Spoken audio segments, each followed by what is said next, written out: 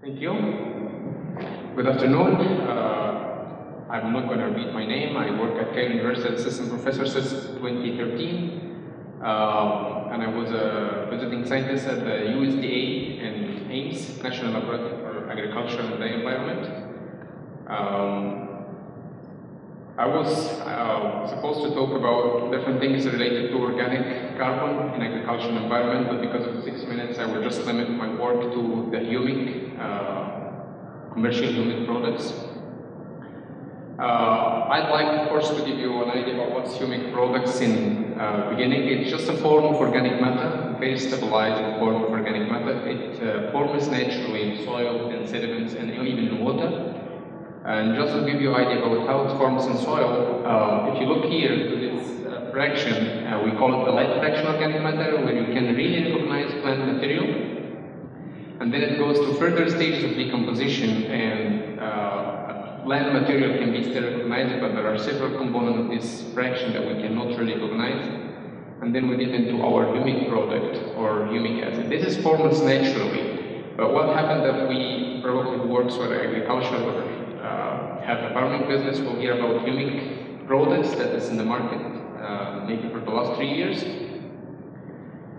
And I really like this photo. It gives non-specialized scientists even an idea about what is humic products. It's just a very decomposed stages of plant material or organic matter in general.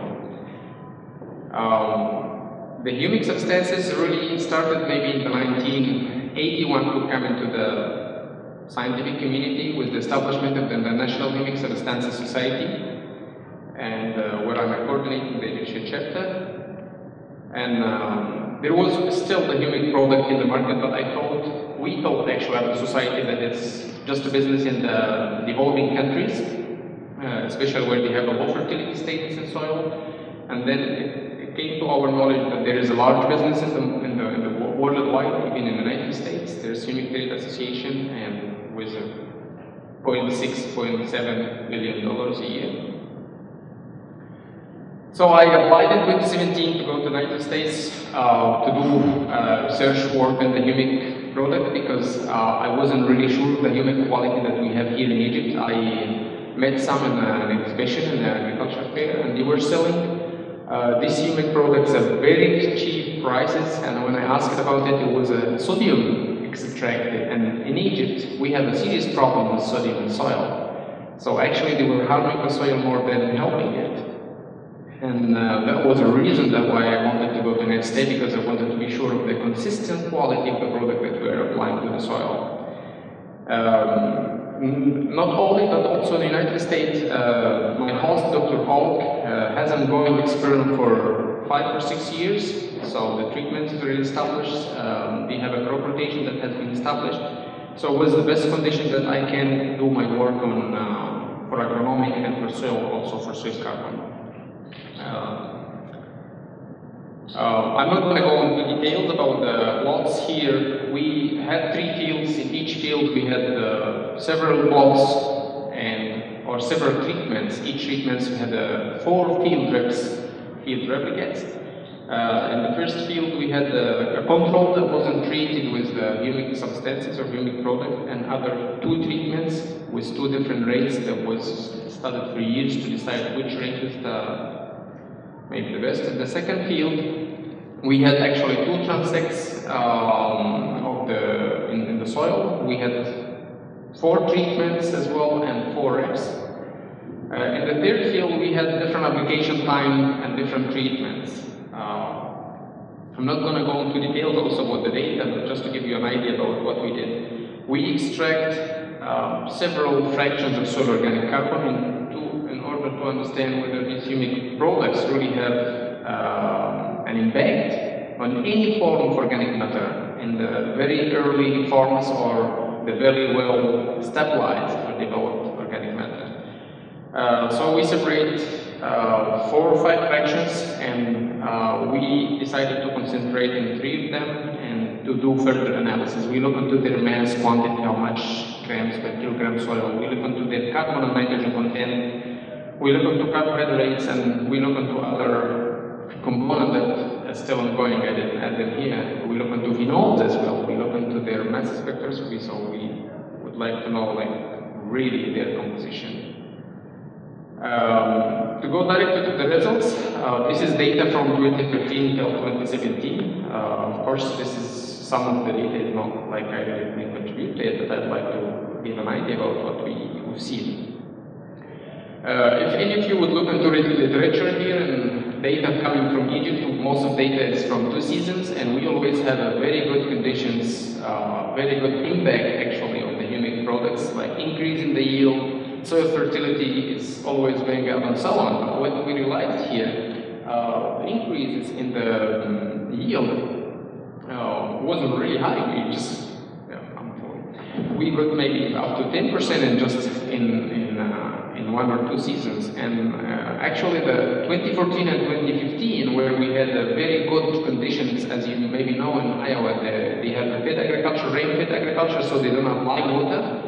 And when they had enough rain in 2014 and 2015, the increase in the yield was just 3%. This was from 2 fields actually, first and second field. The third field, also the increase wasn't more than 2 or 3%. So what happened to organic carbon soil? Maybe we can say from an environmental point of view, maybe it's not really important to make money from agriculture, but we still contribute to the environment. I put here the 3 fields and the different fractions, and then how it's really relevant to the control. If we look here, for example, to the very young fraction of organic matter that's still recognizable by eyes, we see maybe a little bit of decrease actually in comparing to the control. And if we move to younger fraction, it is still visible that there is some decrease in the quantity of the fraction. What was interesting that in some of the treatments here in the third field, we would increase only in the humic fraction, the natural humic fraction of soil. I have the data, scientific data, statistic data related to this, but I send another version where this probability level is included. And when we compare the situation with Egypt, if you just look at the market, you'll find that these products are solving every kind of problem in soil. So I don't think we have really great regulation about labeling, or even when they get permission from the ministry, if they sell them like a special fertilizer or general fertilizer. But just once you read, you think like, oh, we have solution for everything.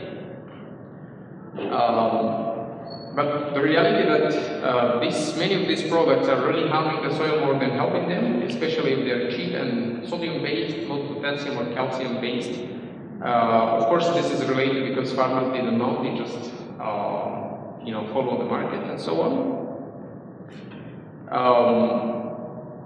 What I'm going to do after this, I think I will, together with the International Humic Society, we're planning to have a conference where we involve people working in industry, get not only people from academia, but get the industry people also with us, and just to formulate how we can go further. I don't know if we'll be able to speak to the ministry for regulation, but what I'm going to do personally, I'm going to have field plots and do experimental research here, because I believe the conditions that we have here in Egypt, dry weather and low fertility soil, might help us get better than in Iowa, where we have very fertile soil.